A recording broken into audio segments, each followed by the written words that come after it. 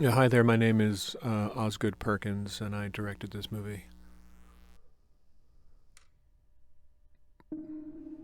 Just to clear up any confusion, any lingering confusion about it, we shot this movie in between shooting Longlegs and The Monkey.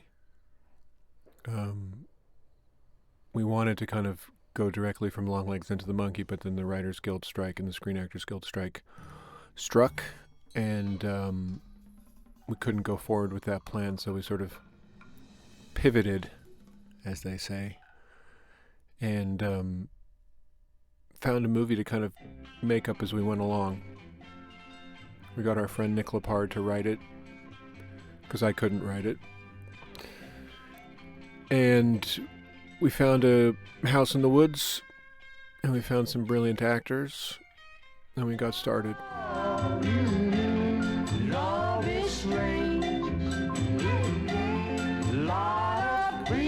So in this opening montage, you see women in different periods of time. Here we are in the 50s. Here we are in the 1850s.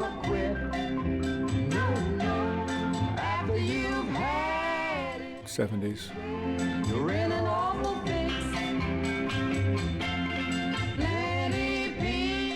And 80s.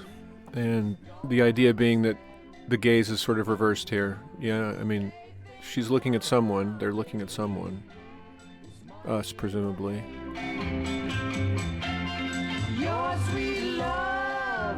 Sometimes dates go well, and sometimes dates end in vomit.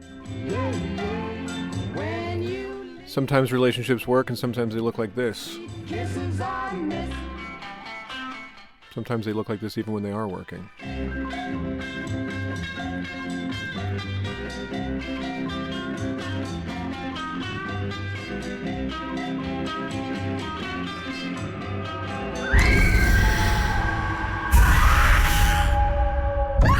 And in the case of a movie like this, relationships end that way.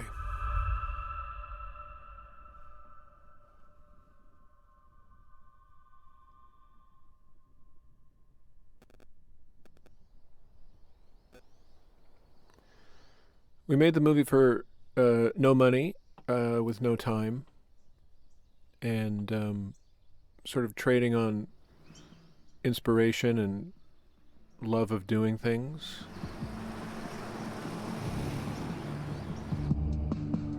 So you call this punk music? Oh my God. Sort of a joke. You call this punk music. It's this song is written by and performed by my wife, Melody, No, I'm not. who I mean, I don't. likes punk music, and I wouldn't call this punk music. I'm sure she wouldn't either. It's sort of part of the gag here is that he's maybe a little bit out of touch. Where are you going?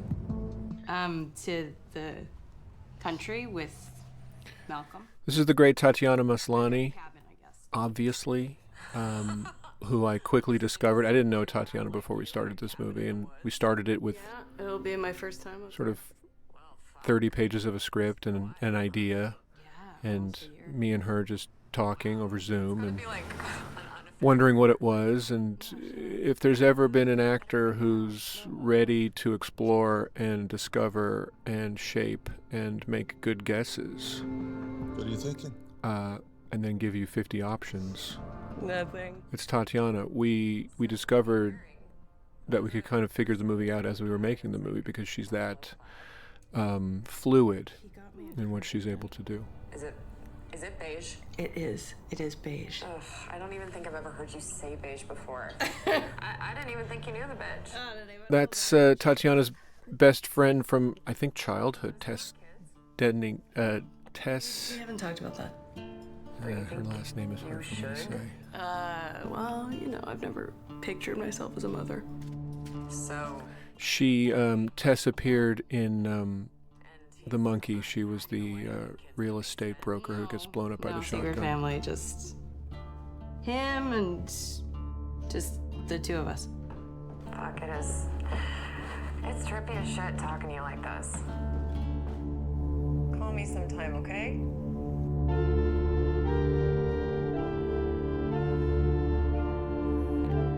In terms of making the movie up as we went along, you find so much in the editing room, little things like that. That was not the sequence in which that happened. Him taking his hand off of her hand was probably when we said cut, and they kind of just took their hands apart because it was the end of the shot. But because we keep rolling, we have these pieces, and the cinematographer Jeremy Cox, infamous for rolling and continuing to roll, rolling before you say action, rolling after you say cut. And it turns out that that's a real benefit to the production, especially when you're doing something that requires some amount of realization and discovery in the process. You want as much footage and material and options and choices and looks as you can have. So something like him taking his hand off of hers, coupled with that look of hers where she sort of tucks her hair behind her ear, that says insecurity in the relationship, but it's sort of a short end of a piece of a scene that we didn't even plan to use, cut with something else, and makes that fresh meaning. First things first. Your masterpiece. Knock yourself out. This is Rossif Sutherland. Rossif is the youngest son of the late movie star Donald Sutherland, one of the great actors that we've had in movies. The first movie I ever acted in as an adult, I was sort of 19, I think. Somebody left you a cake. Didn't know what the fuck I was doing, but a movie called 6 Degrees of Separation, and that starred. It was Will Smith's first movie, and Donald Sutherland was in it, and I had a scene with Donald, and what a fun-loving guy. Rossif is, he's a sweetheart. My collection. It's funny, we've shown this movie to audiences, quite a bit, and by the time you're listening to this commentary, lots of people have seen it, and incredibly, we still get to the end of the process, and we ask people still, I don't know what the cake is. What's the cake about? I hope if you're bothering to watch this commentary, you understand what the cake is about, and if you don't, I'll tell you later. Rossif closing his eyes there is something that my editor, Greg Ing, and I looked at a lot of times. Like, do you cut before he closes his eyes, or do you let him close his eyes on camera? If he closes his eyes, it asks the question, what's going on for him? He looks like he's sort of, is he going to break up with her? Is he thinking about something else? Is he thinking about someone else? It asks an interesting question, and it sort of tips the balance of the movie a little bit, because it's supposed to be both of their story. They're both experiencing something, and staying with him long enough for him to close his eyes like that was a choice that we made. We sort of went back and forth, do we or don't we? And ultimately to sort of preserve his neutrality as a character. We don't want to be like, oh, he's the villain. Actually, it just goes by. So if he closes his eyes like that, maybe he's not the villain. But I didn't see his car, so. We shot this movie in a house in North Vancouver that was built in, I think, 1971, and it's in a cul-de-sac of houses built by the same architect, so there's sort of this little enclave of kind of modernist, early 70s modernist, woodsy Vancouver houses. And our producer, Jesse Savith, just knocked on the door of this house one day, and the lovely couple who lived there and who had lived there since the place was built sort of took a chance and said, sure, a film crew can come in here for 19 days and do whatever they want. It's funny to be on the filmmaker side of that, because on the one hand you want homeowners to trust you with their places, and on the other hand you kind of have this secret knowledge that movie crews are a mess. I don't think we broke much. I don't think we dented much. I don't think we chipped anything. I think we were pretty good. But it's definitely a thing, letting a crew into your house.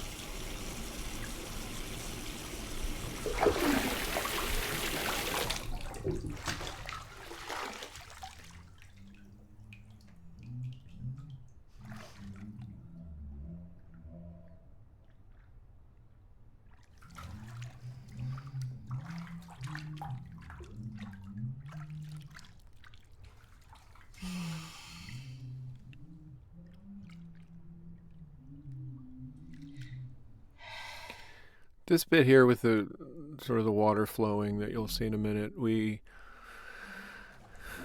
didn't, when we were shooting this scene, we didn't have that element. We weren't thinking that way when we were shooting it. When we were shooting it, it used to be this whole thing where these sort of, she, at a certain point, she'd see these, she wouldn't see, but there'd be these feet standing behind her, these kind of witches' feet. In this shot right here, like it would have come to this shot and there would have been these witches' feet standing there. We shot some witches' feet standing there, and then it wasn't right. And then you kind of find things like this, and I've never seen that in a movie before, and that's always a plus. Witches' feet standing behind her. Maybe we'd seen that before. I don't know. We hadn't seen this before.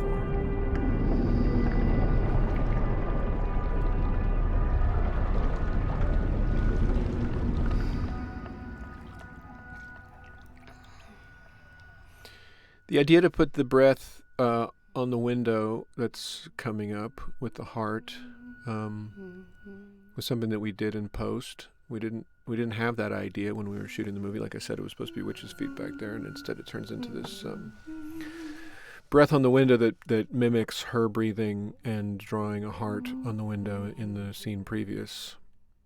And that wasn't in the script either. That was just, we called that out on the day. She's standing there in front of the window, and I say something like, breathe on the glass and draw a heart. And so she breathes on the glass and draws a heart, and it fades out pretty nicely. It looks pretty elegant. And then we kind of reprise that beat here to say that maybe there's something in this house that's copying her or is interested in her. When you make movies that are going to be categorized as horror movies and you don't do a lot of jump scares, you find yourself in the editing room faking jump scares, and cutting to that dead fish with a clink on the plate doesn't count as a jump scare, but it's something. It's decorative, and that's fine. No, but you made that, If I could do So just to say again, this is us in a nice, lovely couple's kitchen in North Vancouver, because they, for some reason, agreed to let us invade their house. We moved them out. We moved all their furniture out. We unhung all of their art. We hung our own art. And we settled in, and we shot a movie. And they kind of, every once in a while, would sort of come over for their mail and things and sort of peek their heads in. But we kind of didn't want them to see very much inside because, like I said before, a film crew, I mean, there's nothing more sort of pack ratty and kind of all over the place as a film crew, and we were certainly all over their place. Very insistent. All right.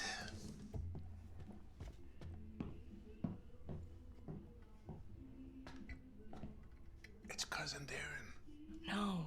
and his date. No. I can see you. I'm gonna let him in. Okay. This is this actor Burkett Turton, Hey, and what's going on? he's brilliant. Cousin Darren, Liz, Cousin Darren, Hi. Yup. and Minka. So Minka is Eden von Weiss. It's her first movie. It's the first thing she'd ever done. She did a really good audition tape doing an Eastern European accent that I thought was really sharp, and See? she just came and sat in with this kind of amazing group of actors and just held her own. She's one of these fearless people. No? Who cares? She loves her Molly, though, doesn't she, babe? Yeah. I wish you told me that you'd be stopping by. I'd have made more. Oh, no I problem. was like that. Wanted to make sure that was in the movie. Totally an accident, Plus, her we kind wouldn't of want to... one eye looking past the Night of nights. rim of the glass Yeah. says something. I don't know what it says, but it's intriguing, and it asks a question, and it's visual, and it's an accident. Beautiful thing about making a movie, especially making a movie like this, is that accidents become intentional, right? Accidents become what you're sort of hanging your hat on. You're looking for these things that you didn't even know you meant. You're sort of letting the movie guide the movie. It's sort of a corny thing to say maybe, or sounds a little new agey or LA or something, but you're kind of letting the thing reveal itself and staying out of its way. You okay?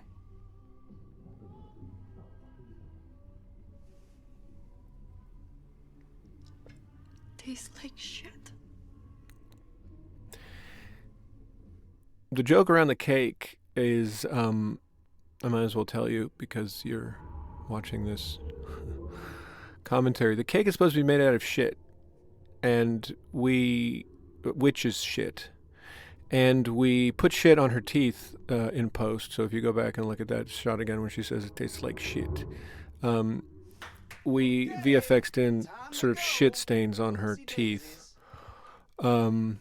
It was drawn from this idea that witches make cake out of sort of bodily fluids and menstrual blood and hair and piss and shit, and that there's magic in those ingredients. So when she says it tastes like shit, it actually tastes like shit. You're okay. Yeah, out the door. Good job. Night time. Come on now.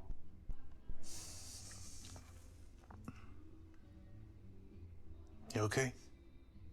Oh, Liz isn't here anymore. This is a beautiful thing that Tatiana does. I mean, everything she does is really quite beautiful, but this is the insecurity here that she feels in the wake of the model coming and going is a very sophisticated little piece of kind of, I don't want to say it's a piece of acting. It's an element in the fabric of the movie, but her insecurity around, Three pre-recorded sentences. the sort of Oh, where we go? defensiveness around am I good enough in a relationship, you can see in her eyes here, was an interesting sort of landscape to explore for us. And you can see her kind of trying to stay comfortable in her own skin. But me, the box that is me, has something in it. It's filled to the rim. What are you talking about? That's why I'm in love with you, Liz. I'm interested in dialogue that Even more concerning is that's sort of mundane and sort of misses I like the point. And I like it when people don't react to what other people say. It sort of feels like life to me. Like we're all kind of on our own agenda. And in relationships, it's really it's sort of an advanced skill to sort of be able to be on the other person's agenda, or to be on the other person's wavelength, whatever you want to say, to kind of give yourself up enough to somebody got into it first. to sort of connect with another person is sort of hard to do. And Bring me home, so I listen. we kind of, in our relationships, we sort of go in and out, sort of a bellows effect, right? Where a minute ago they were really weirded out by each other. They were alienated and sort of, disoriented by the interruption, and she was feeling insecure and he was feeling insecure, and now, it kind of comes back to tenderness and affection, physicality. The Westbird movie. So I can throw it back in your face someday. The playfulness of kind of the ways in which we find that we can be playful in relationships. Sometimes it's a mean joke, sometimes it's a criticism of the partner, but it's sort of played off as a joke.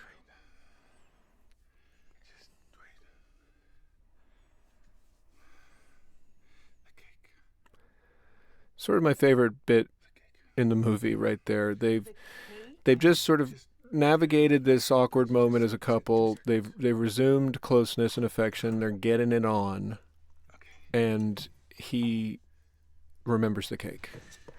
And the urgency now with which he's going at the cake is a real sort of turning point in this movie. It doesn't make any sense that he would care. Cake. I don't like chocolate. And she doesn't like chocolate. And watch how much she cares if she doesn't like chocolate. Since I was a kid, since the entire time we've been together. He doesn't care. He's cutting. And that was what Ross and I talked about in this moment. It was sort of like all he needs to do is get this cake into her body. She needs to eat some of this cake. And the rest of it is sort of, it's almost just like noise around that intention. The intention is get her to bite this cake. So she says she doesn't like chocolate, keep cutting.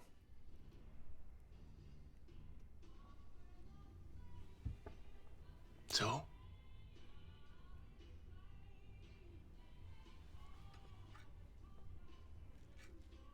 We put shit on her teeth too.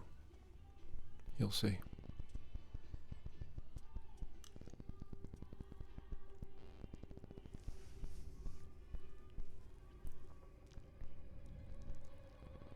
Tastes like shit. There you go. VFX'd shit cake smear on teeth. We're trying to do things for the first time, folks.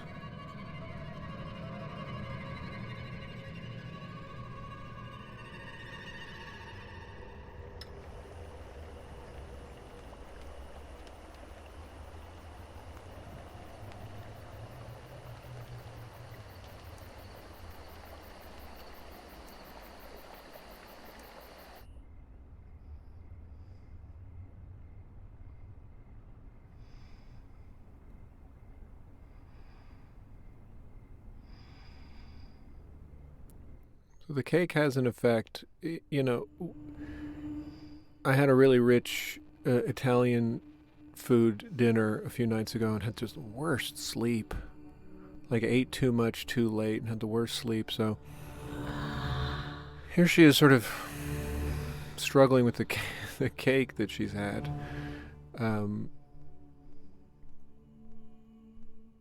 Putting her into this sort of different world. It's like, what is this? Why is she wearing this top? And what's this blood? And what's this musket?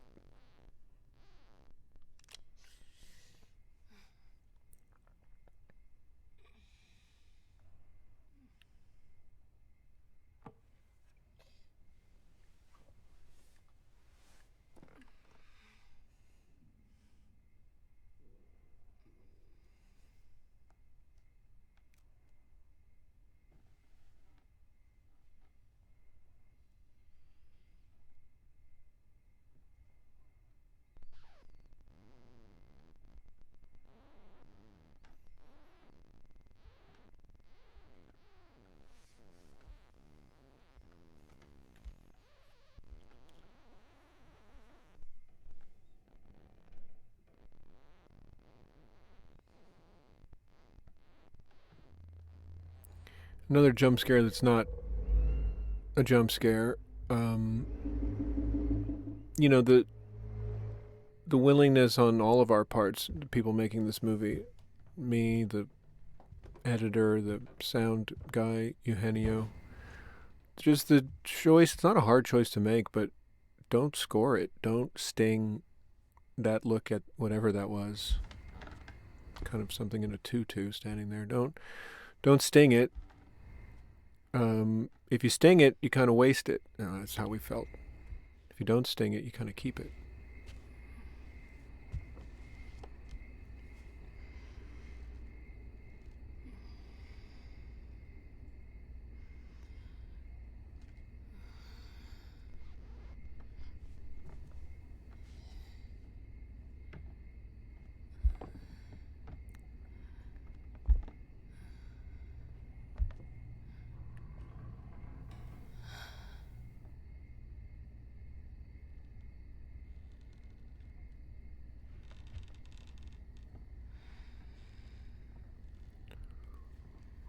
Just to try to, playfully indicate it's shit that you put a little log on top.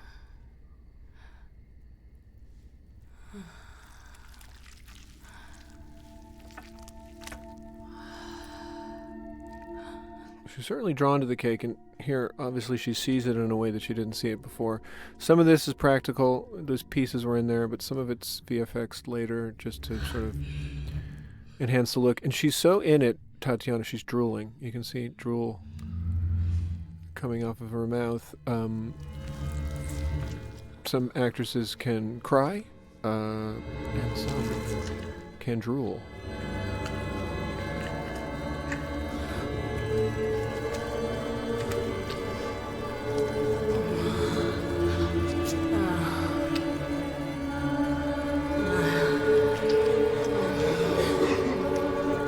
No effects, used here. It's an effect-free sequence. It's just simple crossfading, scoring, sound mixing, and sort of just a really natural and straight-ahead, very honest use of the medium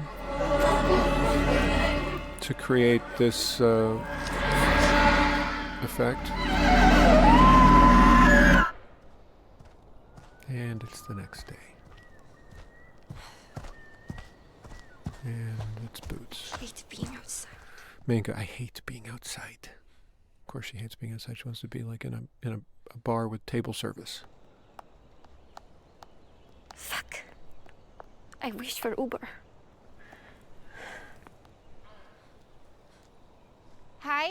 When you're making a movie like this, you're counting on the fact that everyone's like, okay, she's sort of a victim to be.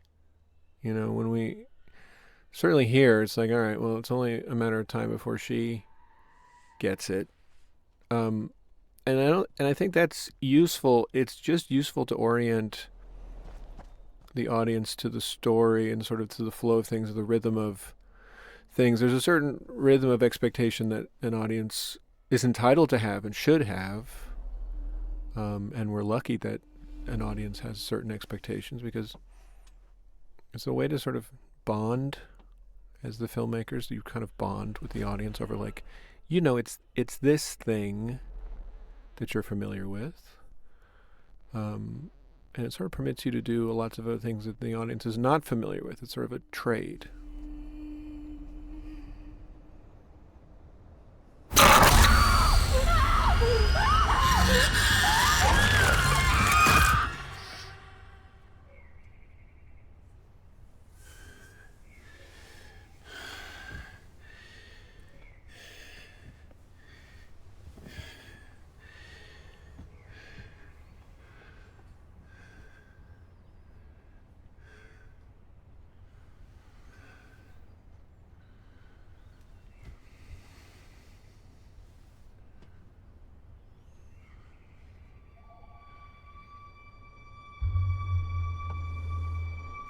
When you're blocking out a scene and you're figuring out where to put the camera, in this case, Jeremy Cox just picked it up and sort of put it down here, move it here, sort of look through here. I'm looking at the monitor, and it's sort of when you see something, say something. And we found our way to this, which felt visually interesting. And there you are. Kind of claustrophobic and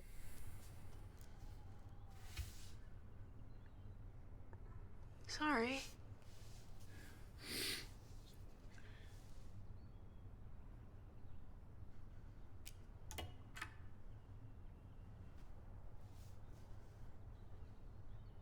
Morning.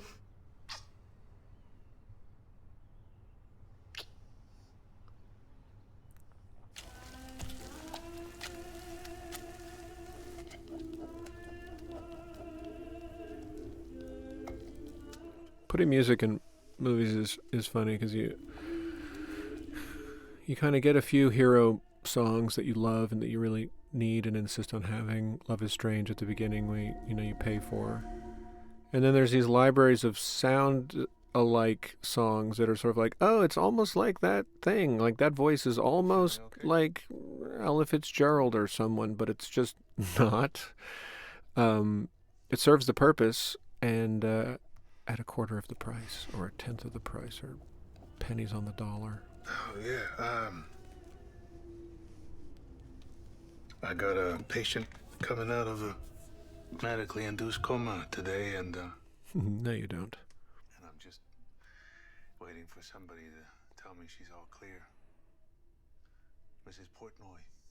Yeah. A darling old gal, and I'm pulling for her.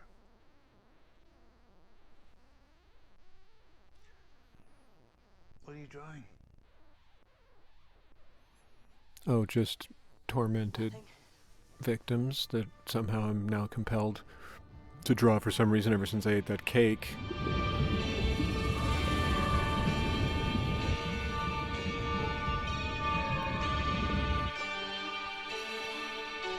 A wonderful piece of score here.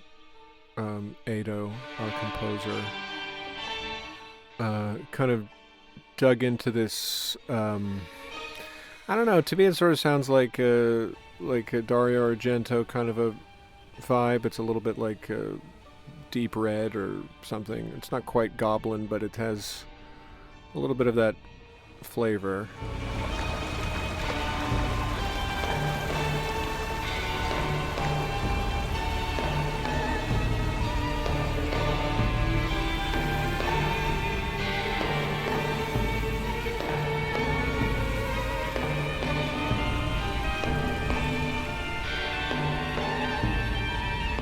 We cut this stuff up so much, and he's, like, for instance, he's in this shot. We took him out of this shot, made it his point of view. We fixed the lens here in post. We you know, to pretend like we know what we're doing all the time would be, you know, just sort of patently false.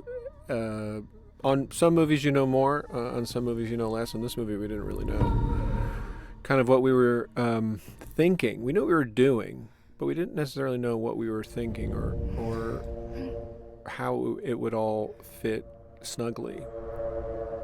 So using shots like this, you know, on the day he's not looking at her over there, he's thinking about something else, but in the movie he's watching her from afar.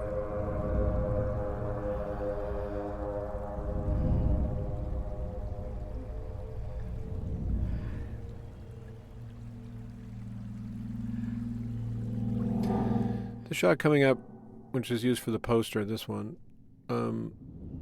shot it in the parking lot of this park where we were. We shot in the parking lot up against just the sky, and just another instance of you kind of have the camera set up, it's looking in a direction, and you're kind of just poking around. And we had this locket that she was interacting with, and at a certain point Jeremy just said, well, let's just, could we put it on the lens and have her reach for it on the lens? So we put it on the lens, and then we said, why don't we just scooch it over so it obscures her face? And you get a new image that you didn't have before.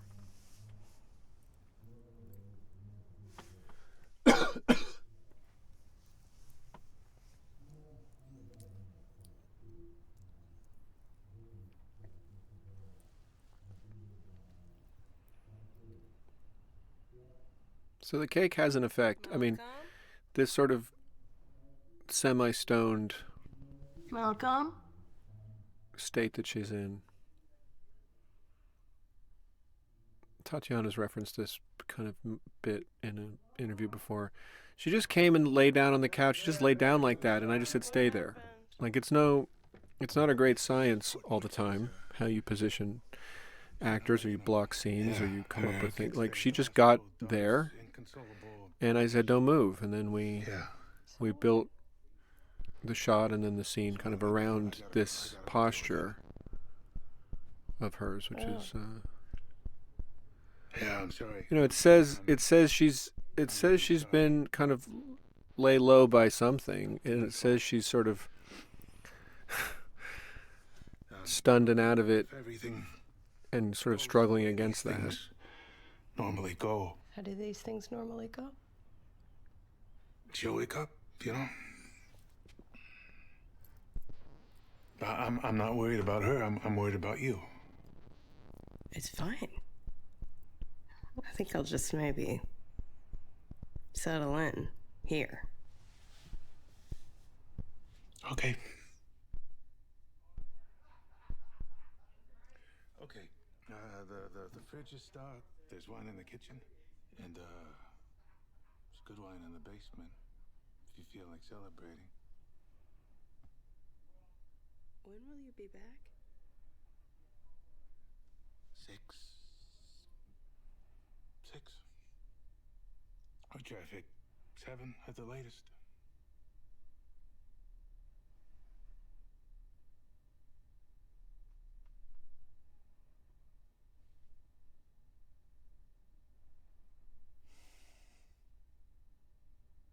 It's fine.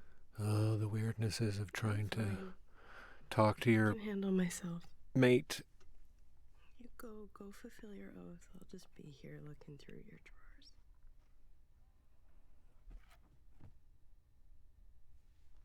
Okay. Okay.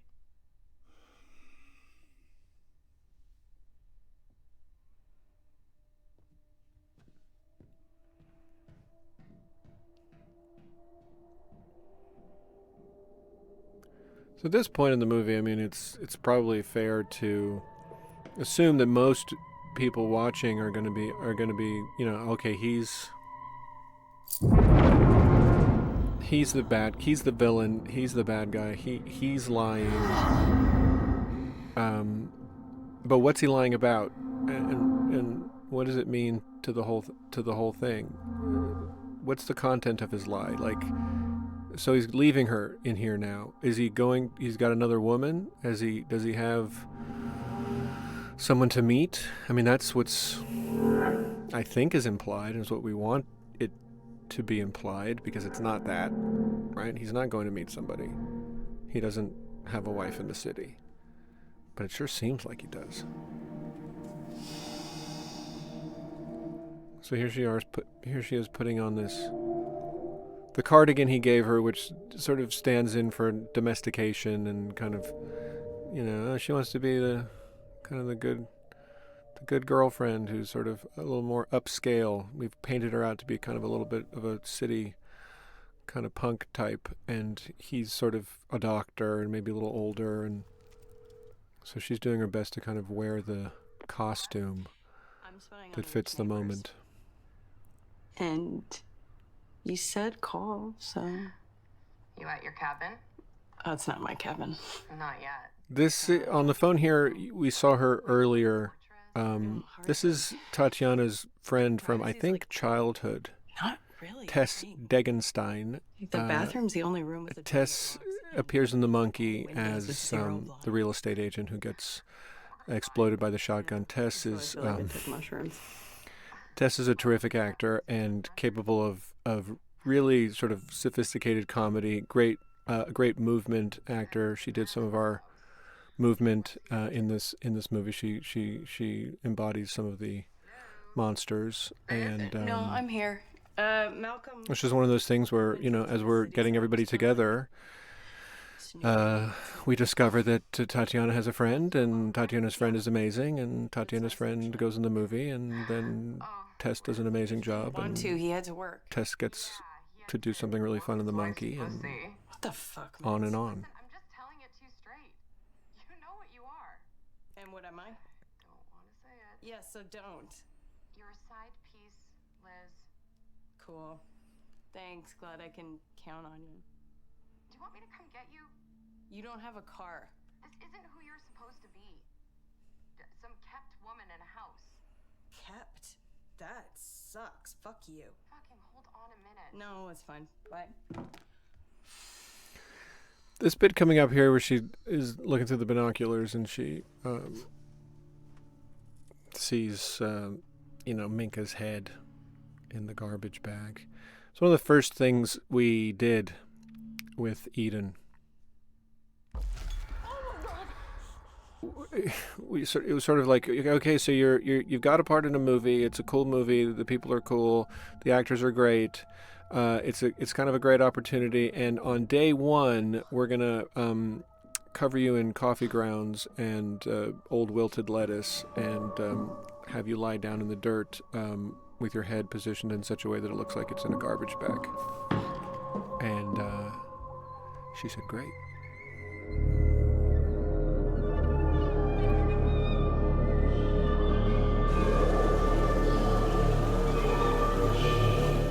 There's a lot of deliberation over this fish here. The fish was Greg Ing, the editor's inspiration to we didn't have a fish. There's no fish here. Greg did a fish in the Avid, which I guess we couldn't use it. You couldn't license the image or some nonsense.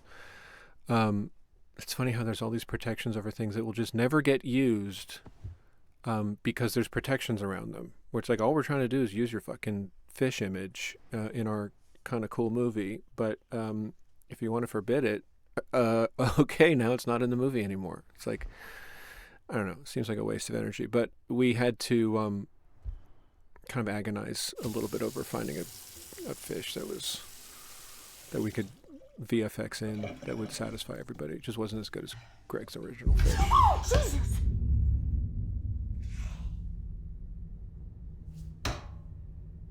How did you get inside? I am inside now. I think the way this went is we cast Eden, So am I. and in the original script, I think she just has the dinner scene, and then we liked her so much and thought she was so great. Nick kind of... What's going on? I said, could you give her something more? And so we gave her this, and then we did some reshoots, and we gave her the thing in the woods where she goes up the tree, and... Is Darren with you? It's just one of those things. Someone shows up and does great. You want them to do more great. This is a fun visual effect that is real subtle. Her face is really warping. Minka's, her eyes look like that in real life. Like those are her actual unbelievable eyes, but we warped them.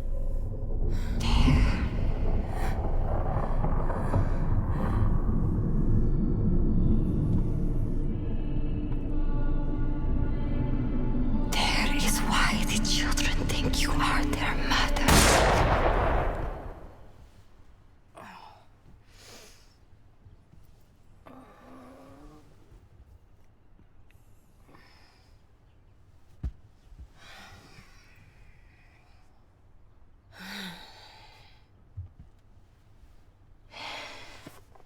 Yep, things are getting curiouser and curiouser. She's going in and out of dream states. She's waking up and her cardigan's on backwards. She's waking up and her cardigan's on forward. She's spilled wine, apparently. She's napping. She's awake. She's napping. She's awake. Minka's in there. There's 2 Minkas in there.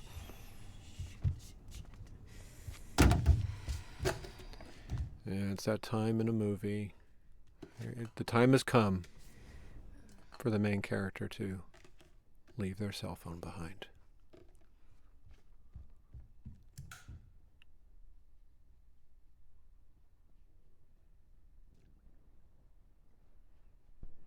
VFX, that stain is VFX. Like, we think of VFX, we think of, T-Rexes and things.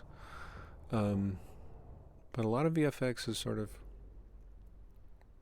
I don't want to say mundane, but, kind of just part of the fabric of the world. Like that wine stain is not there, but it is now. All right, so the mystery deepens. Here is knock at the door.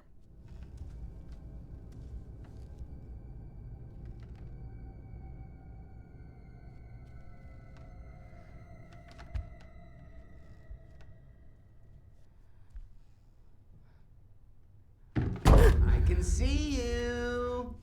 It's Cousin Darren with a rare, almost-ish jump scare. What's done is done, man. I brought our traditional libations. He's not here.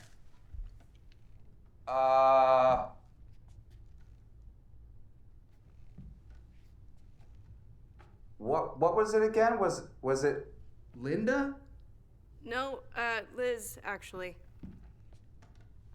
Where's Malcolm? A piece of glass like this flies into the movie. We initially put it in there so we can't see across the street to another house, right? The idea is that these houses you here alone are isolated out in the woods, and there's not a lot of help around. We understand that Darren's house is opposite across the brook, but there should be no house in this direction, and so we put up this sort of beveled window.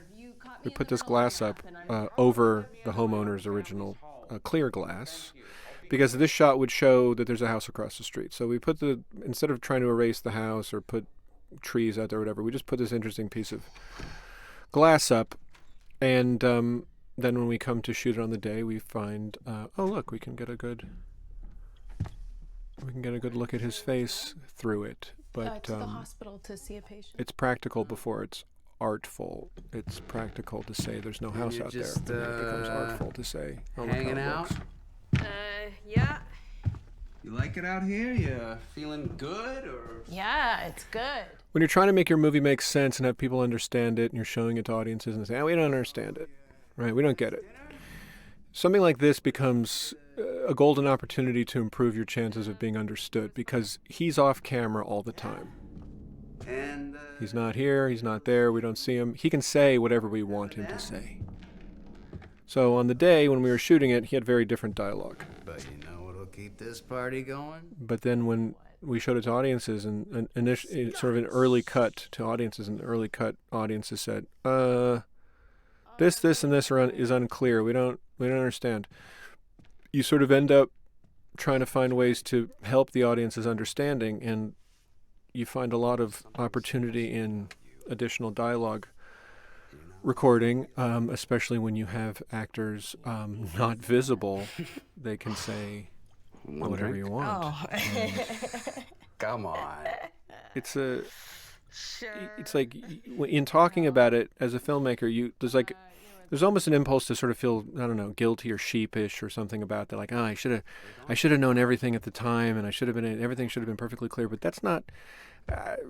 Maybe people do it that way. We haven't found that's how it goes with the movies that we make. We find that we do get into some issues around audience understanding, and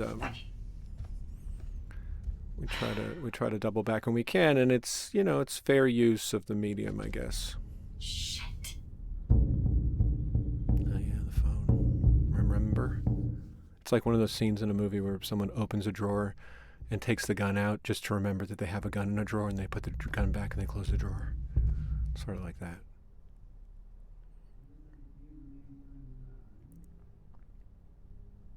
That's all right. You don't need to call me back.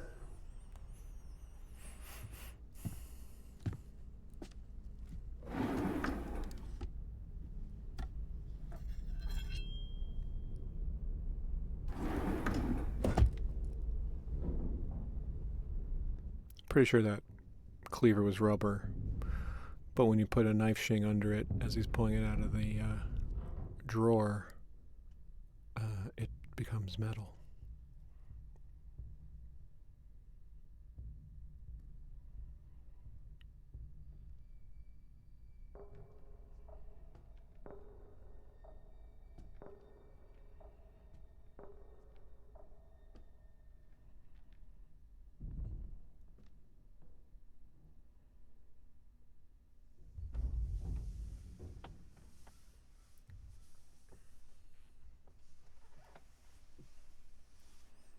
We wanted to make it so that there was one safe haven for her in the house, and that was the bathroom. She says to her friend on the phone, there's only one, the bathroom door is the only one that locks. So we were able to create this sort of safe space, which, towards the end of the picture, we reverse it. It's not so safe at all. But having this container for her was useful.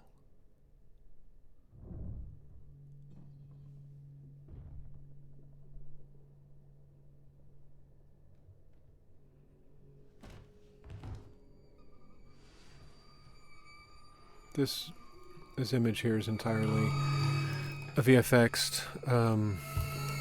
We didn't have this. We had this shot, but nobody was in it.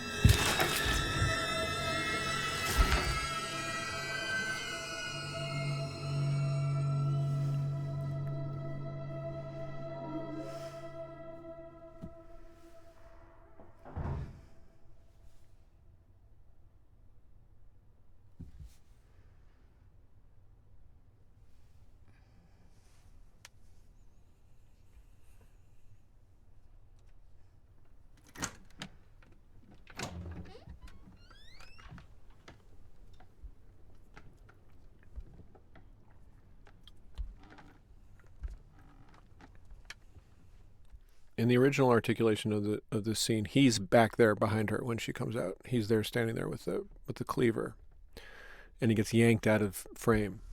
But we didn't like it enough. We wanted something better. So she comes out now, and he's been painted out.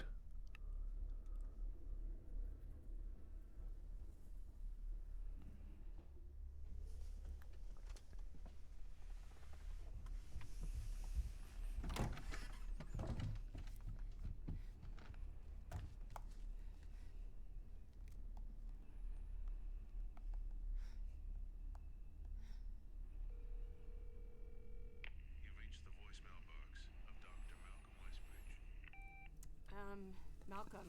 It's tricky shooting into a wall of books like that. You got to make sure that you can't read any of the titles or authors. Be here already? These are the things we have to worry about when we're making a movie. Can any of those books be seen? Can any of the authors be identified? Do we have to call them? Who's going to call them? Will they give permission? Is it okay? I can't read that. Can you?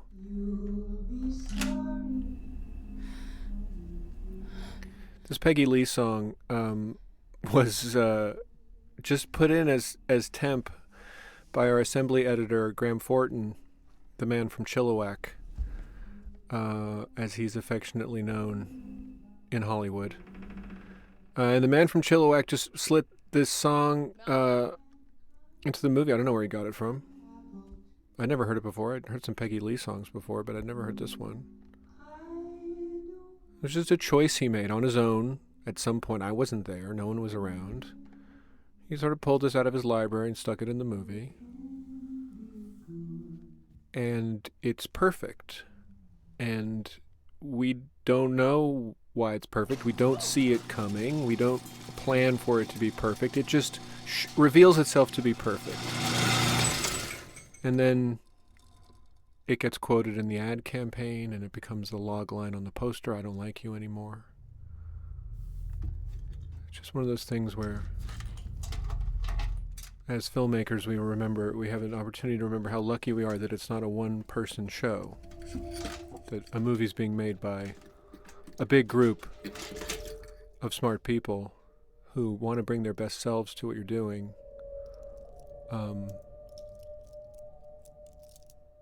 And those of us who are surrounded by, inspired creatives, I don't have to worry about so many things. I don't know that song. I don't know Peggy Lee's song.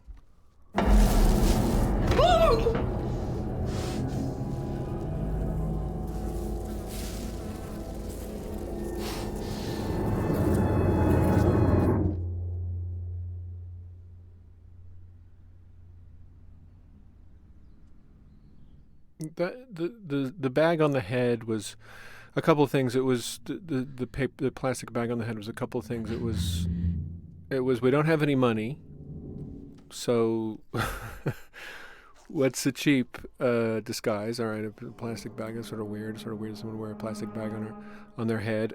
Chloe Akuna's movie Watcher with Micah Monroe has that excellent scene on the subway where the guy's sitting across from her and he's got the plastic bag, and there's obviously a head in the plastic bag. I mean, you can just tell, and it's groovy, and inspiration or homage or copying or borrowing or whatever you want to call it. Shit, I'm sorry. I think it's a Any nice chance thing you're still to willing do. to come get me? I never feel like it's cheap or cheating or lazy. I think it's the opposite. I think it's There's honorable. I don't know. You're pointing at someone else's thing and saying, "I thought that was great." There's something wrong. Can you get up here? Oh, yeah, sure. I guess. Of course. Let me just throw the. I hate the fucking country. Now. So the original movie cost no money. I mean, truly, by today's standards, no money to make. What? And Neon, wanted to distribute it, and so Neon was extremely generous in lending us a little extra dough, some additional Canadian dollars. Talking about? to VFX this movie up a bit. And things like what you just saw, You're right now figuring out a car. we sort of imagined what we could do to make this movie more of itself, right? Not to change it with VFX, but to enhance it with VFX and to say, you know, what is in this house really? What lives in here with them? What's the monster? And Nick was able to articulate this really interesting thing about, you know, sort of the victims that had come before Liz were going to be somehow embodied by these creatures. And that long-necked phantom was really our first kind of clear glimpse at the extreme sort of supernatural nature of things.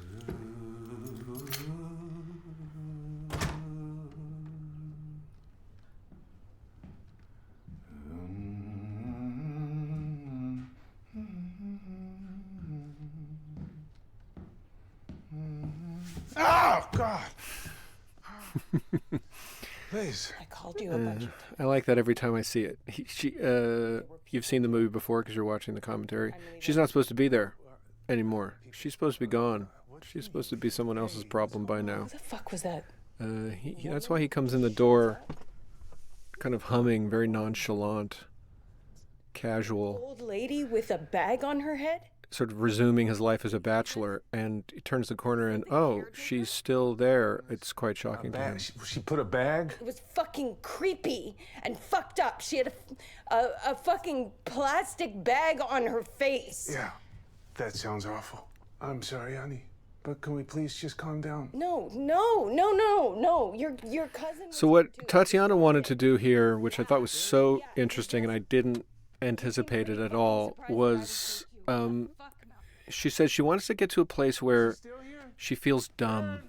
She feels dumb and sort of self-conscious and embarrassed about how much she's freaking out. Without saying anything. Now that he's back, all of this weird stuff that's happened, maybe it didn't happen. Maybe she was having a weird reaction to a nap, or maybe something. But by the time it gets to here at the top of the steps, you can see that she's embarrassed by how she's responding.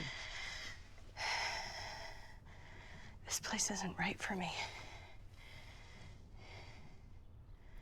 Okay, You can actually see her losing confidence let's just... in her version of things. It's beautiful. Just a half hour. I just need a half hour. I got to do a few things. But what can I do? Tell me what you want me to do.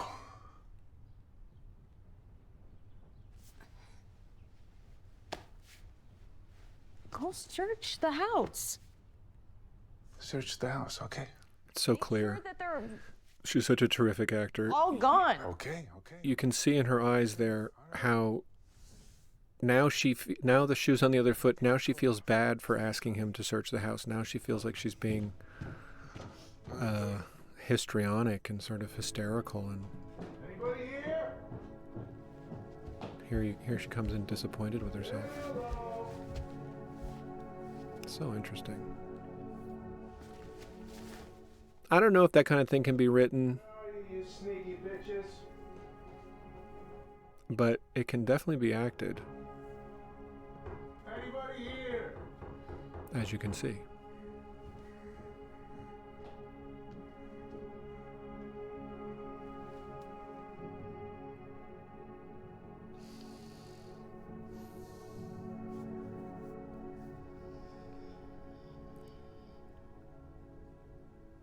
Boom! Oh my God. I always think of the great old French horror movie Diabolique, where they scare the woman to death when the guy comes out of the bathtub. I borrowed that in my movie, I Am the Pretty Thing That Lives in the House. Ruth Wilson's character gets scared to death by the ghost. Look what I found. And this always felt to me like maybe one last chance to just maybe try to fix this problem of Liz. Just try to scare her. Maybe, I don't know, maybe she'll I'm sure I stroke left her out or alone. something. Yeah, you are. There was a bit in this thing about the Beatles and that the wine was older than the Beatles. And we kept looking at the label and thinking, God, fuck. That's not the label of a wine that's older than the Beatles. I mean, we lost the Beatles line for a different reason, but it kind of didn't help us that the wine is obviously from not, 1960.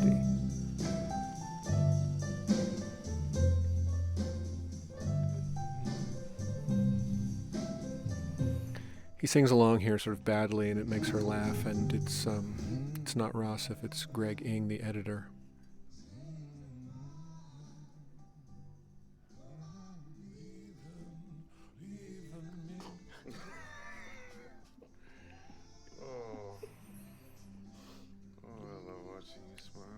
If you feel like catching us filmmakers You're a liar. in a bit of a mistake, you can go back and look at the wine in the glass and realize that You're a fucking liar. it doesn't look like wine. Mm-hmm. You said you'd be back way later. Oh. You can sort of see it there What too. can I say? There was no traffic on the Cranberry bridge. juice or whatever it is, and it looks like cranberry juice. Acts like cranberry juice. How's Mrs. Portnoy? Who's Mrs. Portnoy?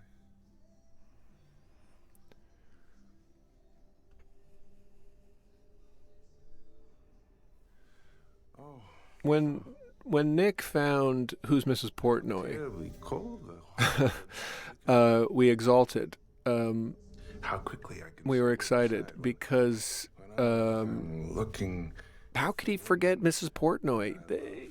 Even if she didn't exist, which she doesn't, wouldn't he at least She died. remember the lie? Yeah, she died. She died.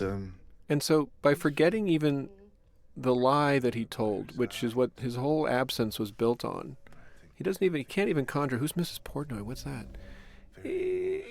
It suggested that there's something much bigger going on than just some sort of simple deception. He's really not who we think. He's really not there. It's worse than we thought in a way. Who's Mrs. Portnoy is said because if he's just in the city with his actual wife, and Liz is the side piece, as her friend suggests, he at least remembers that his lie was called Mrs. Portnoy. Stupid, fucking idiot.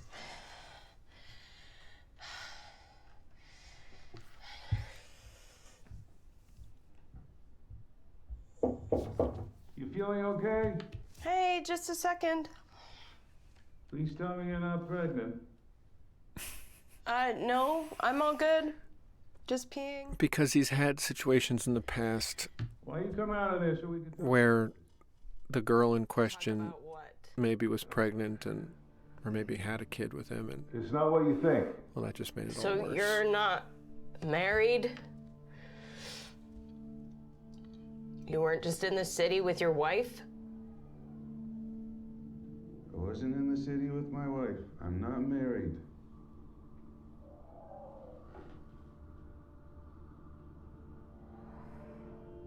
Look, Liz, I fucked up and you caught me.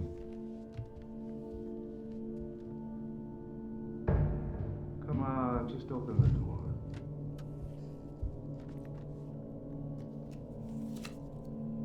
I just want to talk to you about it.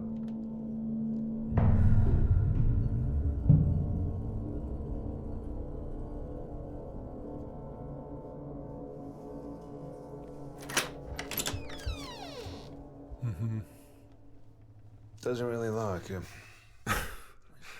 more hospitable to let it feel like it does.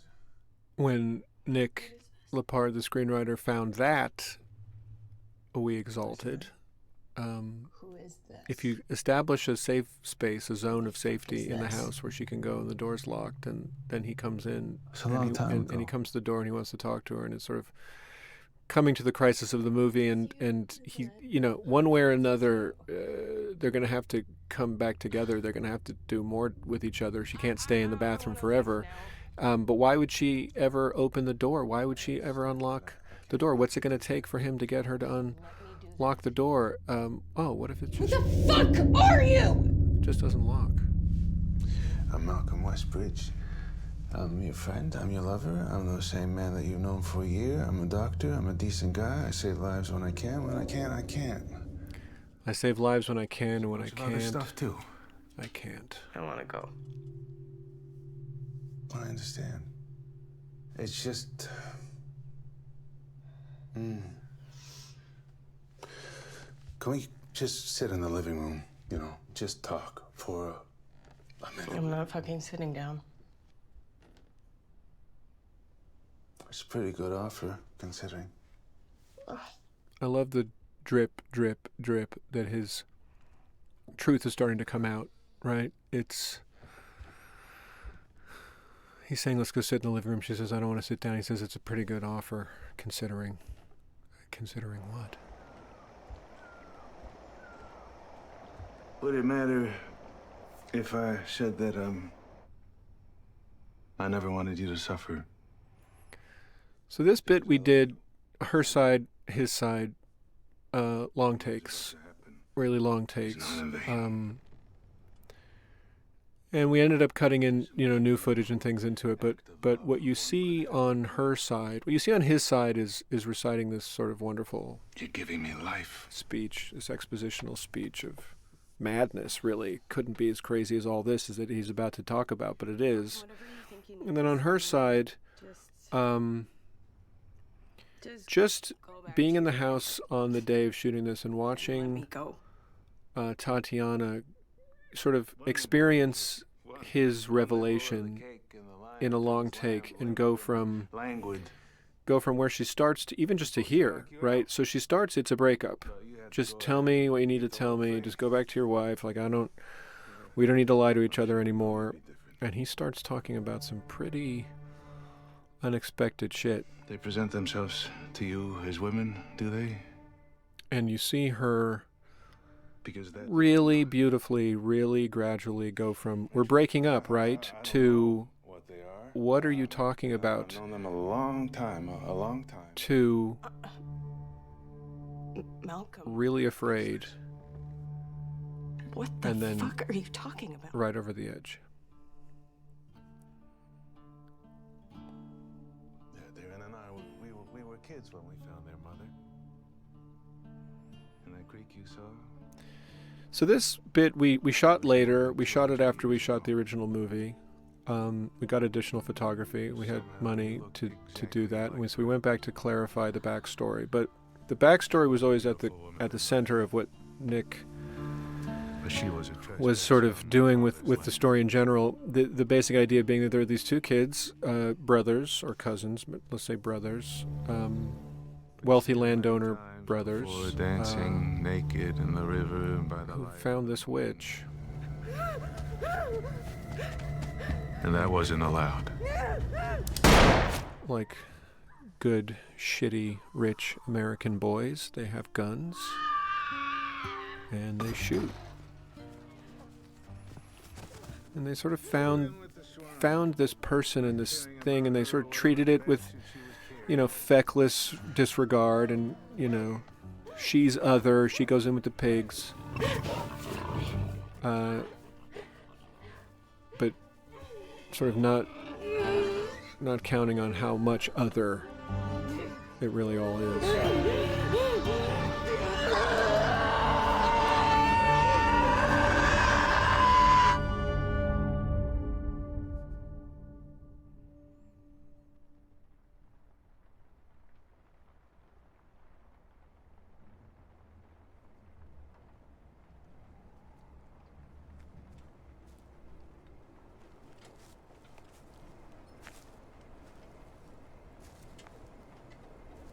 When we returned, we saw she'd given birth. But to what?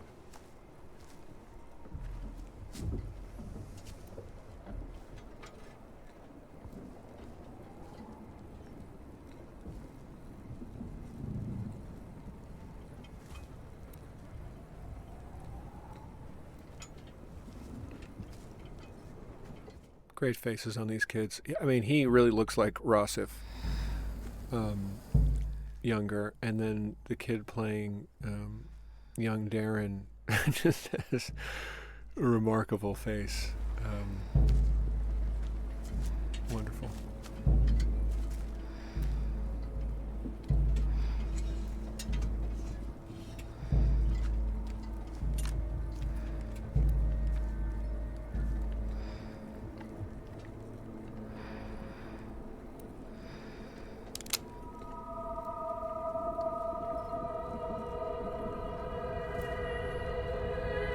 My VFX guys, Ed Douglas and everyone, and Image Engine, they're so good at their jobs. I can't remember if she had those contacts in or not. Contacts are a nightmare. Especially contacts like that where the actor just can't see. It's just black. You'd think they'd have some sort of technology that's better than that, but I guess they. Well, So the fairy tale. I haven't encountered it, and so you end up having an The lowly actor that's fisherman kind draws of in his led line, around by a finds group of ensnared on people, its and hook a fish. Does the lowly fisherman, the fish speaks, a voice escaping its white. And this was something great that Nick and I talked about. The fairy tale of the fisherman throw me back into my ocean. and the fish. That fisherman catches the fish, and the fish 3 says- wishes. Yeah, it just says, "I'll grant you wishes if you let me go." Why doesn't the fish wish itself off the hook? Yeah, why? Why doesn't it grant itself its own freedom? Yeah, why not? Perhaps because it knows it is nothing more than a fish. The creatures that live in this house. So, these woods, this state that she's gotten herself into, Tatiana, she gets herself into it every time from the beginning, right? So we shot these as long takes from the beginning of the scene when he first starts talking to her and she first starts saying, "Just tell me that you're married, it's fine, I just want to go, let's not lie to each other anymore, you're married, this relationship is over." It goes from that to where she is now, but she built that path unseen. in long takes every time. We didn't do pickups. You can't pick that up. It's not fair to an actor to pick that up. Can you start from here, please? You can't. I don't think you can ask for that. I wouldn't ask for it. I didn't have to, and I'm happy that we never had to ask for that. She just. Loud for the neighbors. It was just a continuous thing that she could see the path of it. We feed them.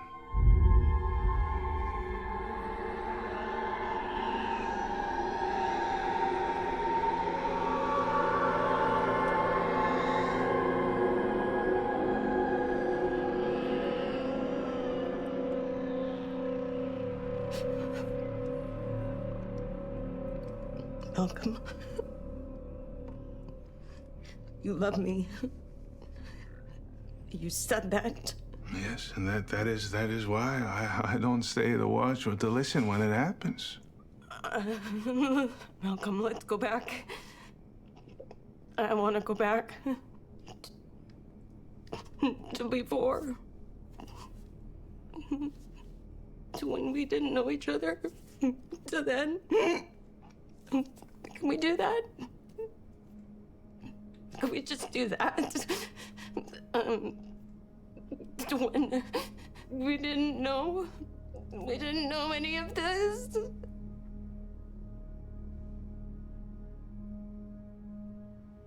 You're gonna die, Liz.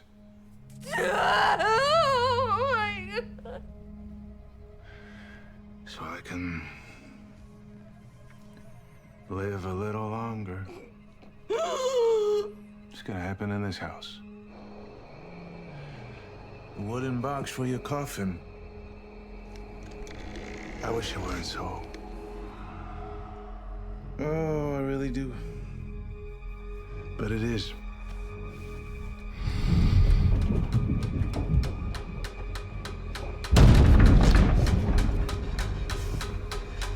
Be thankful I'm not my neighbors up the way on Teacup Road.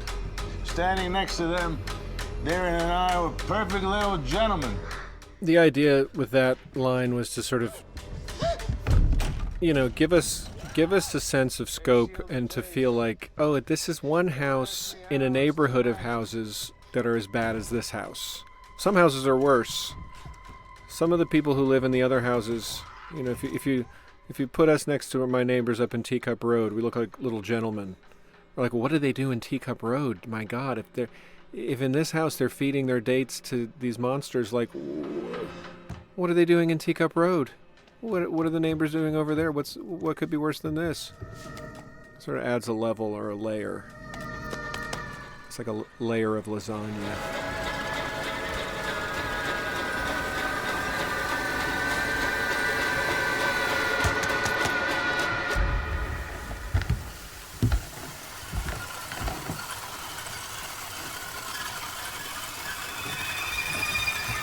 So she's the redhead. She's the redheaded witch that we've seen. She's witch isn't even the right word. She's the wraith of the redhead victim who we've seen in the 1850s. All of the victims that we've seen, the woman from the 80s, the woman from the 70s, the woman from the 50s, and the woman from the 1850s, they all have their kind of opposite number in one of the wraiths that lives in this house. Each one of them sort of celebrates the pain of the victim, kind of honor it. There's sort of a culture of pain that these monsters are reflecting. Malcolm assumes in a very kind of patriarchal way that they're just gross creatures. They don't have feelings or culture or sorrow. They're just sort of animals. But as we come to understand, they actually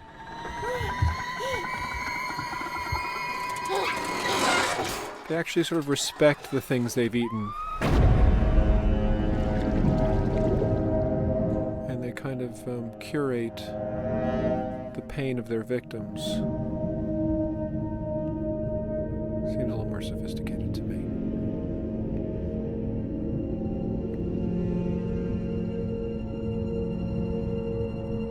And that's sort of Malcolm's essential mistake, right? He assumes that as the patriarchal male, he's in charge.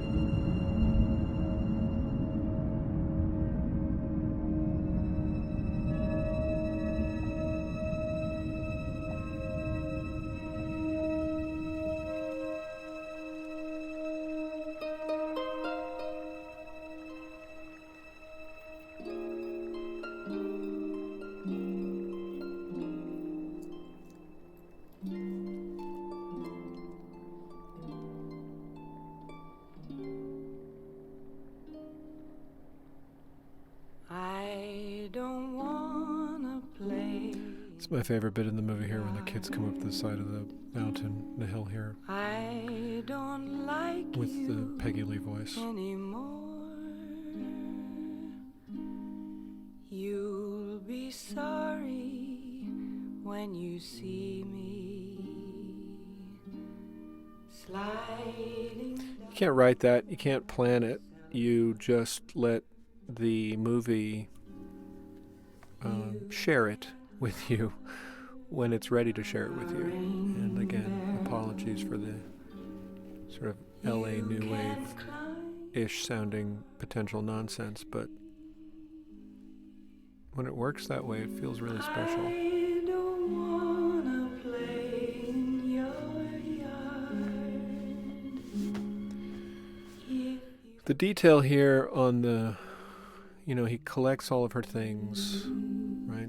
In the way that killers keep souvenirs. Here's the first day he saw her. She does look like the witch that he shot when he was a kid. Yeah, no exit for you, pal.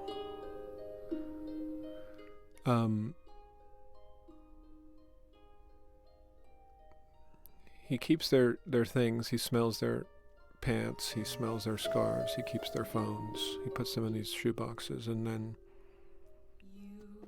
he puts quotes around their names as if to depersonalize them. There's Leslie and Sandra.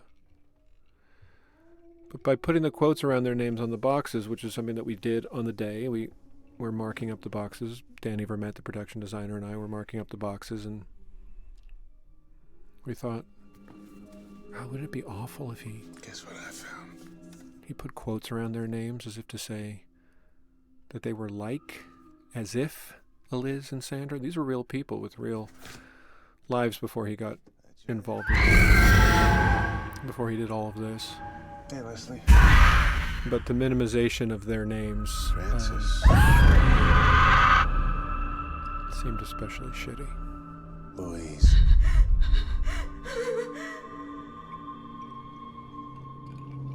Meet Liz.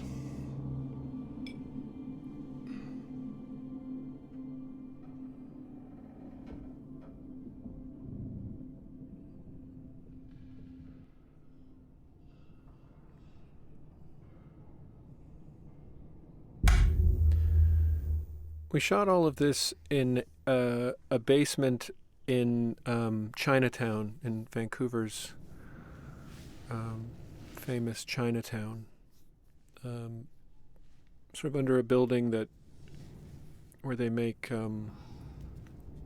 these beautiful elaborate costumes for drag performances. Sort of floors and floors of this kind of people at sewing machines with feathers and sequins and gowns and things. They're doing that above, and we're down below in their basement and doing this.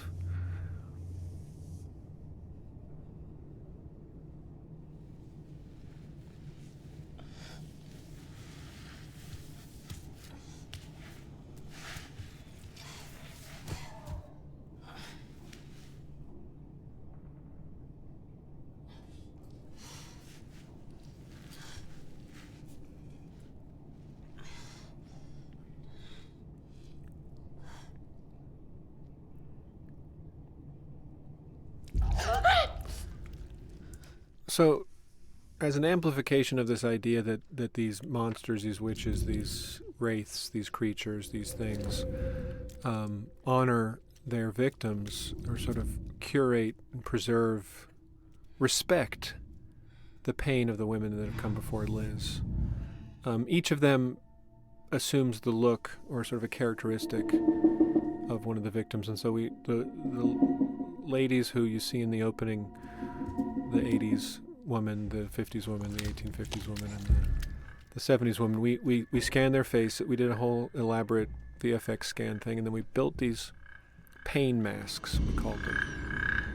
Here's the cigarette smoking lady from the 50s. Erin Boyes is the actor's name. So we had Erin come in, we scanned her face, and we made these. This is the 70s vomit witch, Gina Voltaggio, who threw up on the payphone. So here's the cigarette smoking witch from the 50s.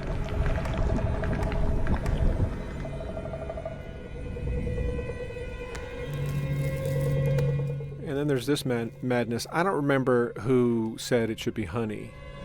I don't know that it was in Nick's script. I think it was someone in the art department said, well, you could preserve things in honey in the old days. So then you get honey head.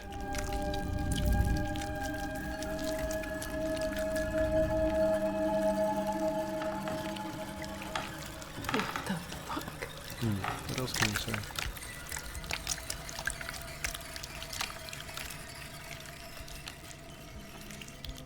The idea here is that's, the original Mother Witch's head that was shot. They've been preserving it because they preserve all the pain that's happened.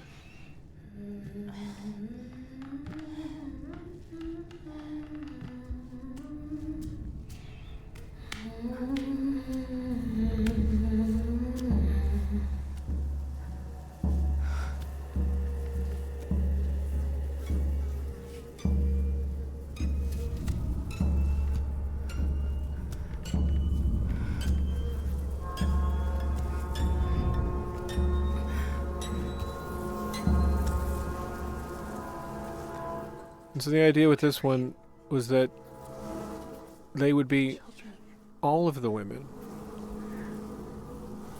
This one is sort of the queen.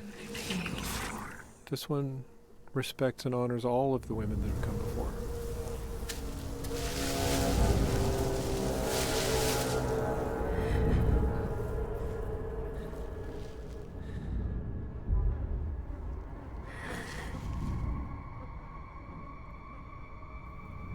The center face there is Tatiana's. We shot that part live in the basement, and then VFX'd in the other actors' faces.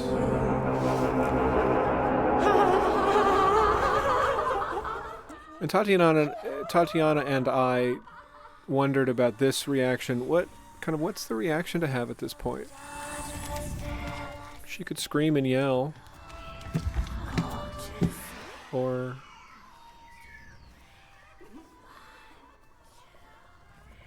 she could dissolve into the absurdity of it.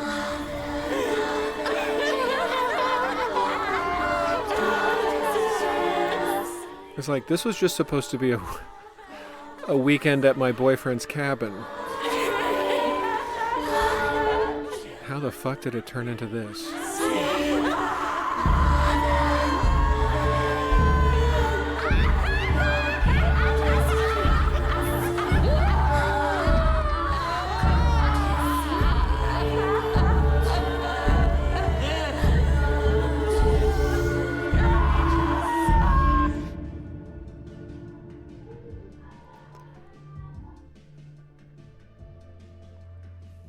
He doesn't like to listen. He can hear it, but he doesn't like to hear it. Who would like to hear it? He's just a kind of a cowardly man. So he turns up her so-called punk music.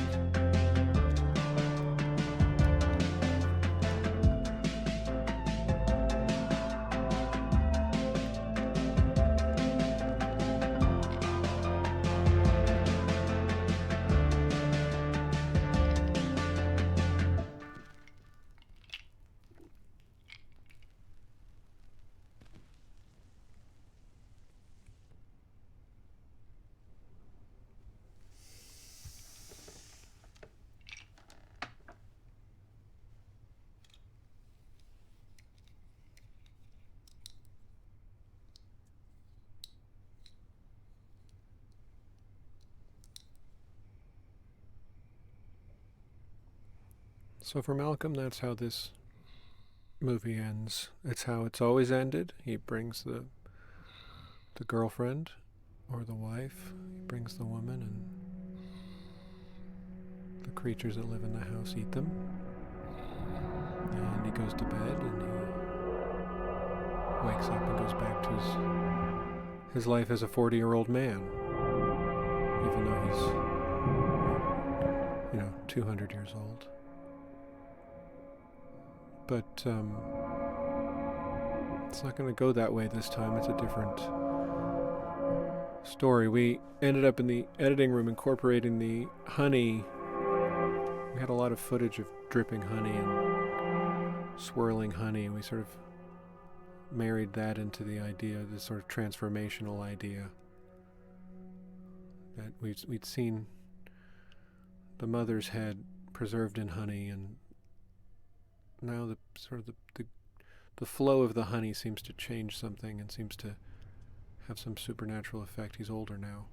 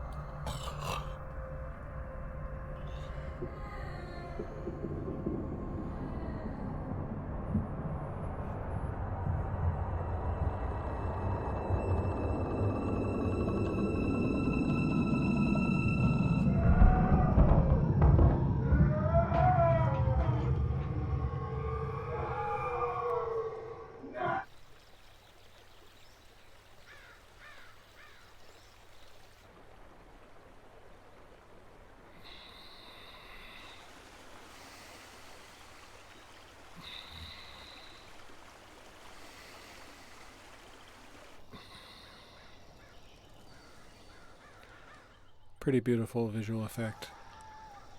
We did have his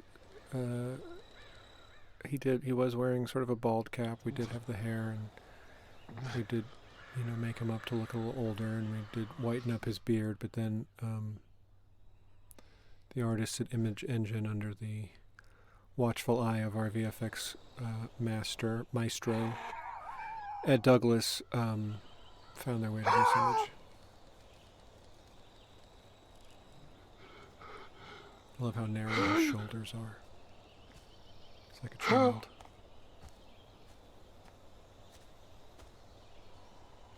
Morning. Liz? Oh, thank God. Oh, thank God. Cut me down from here. Please.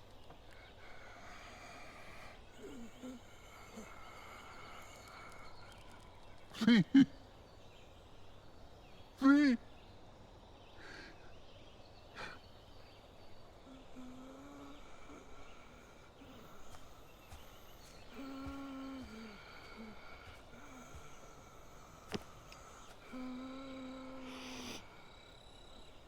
Liz, what did they do to you? These eyes were definitely VFX'd in. If she was wearing her contact lenses, she would never have made it. This is my house.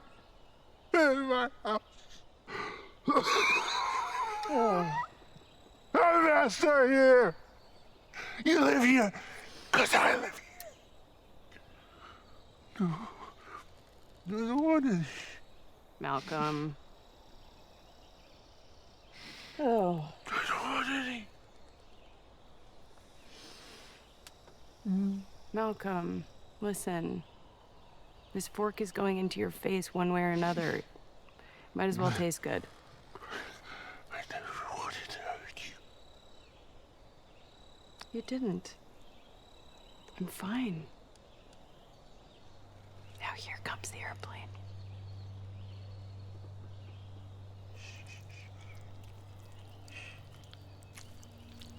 That's a good little Westbridge boy.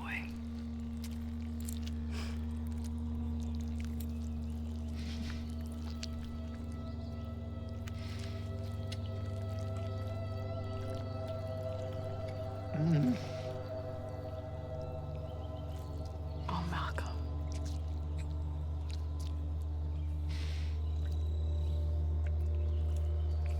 You were the one I really love. I bet you say that to all the girls.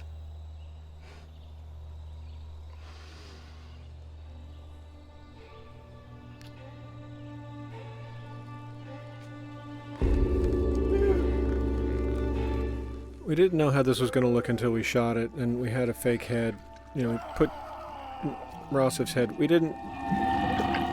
I didn't anticipate that this would look as good as this, but it does.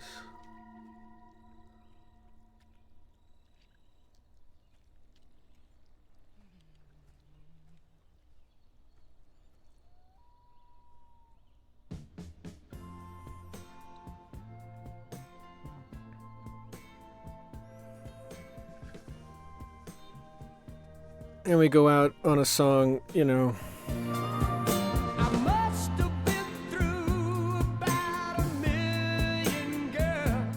Typical sort of chauvinist Leave 'em alone. vocal, right? I've been through 1,000,000 girls, I love them and I leave them alone, and I didn't care how much they cried.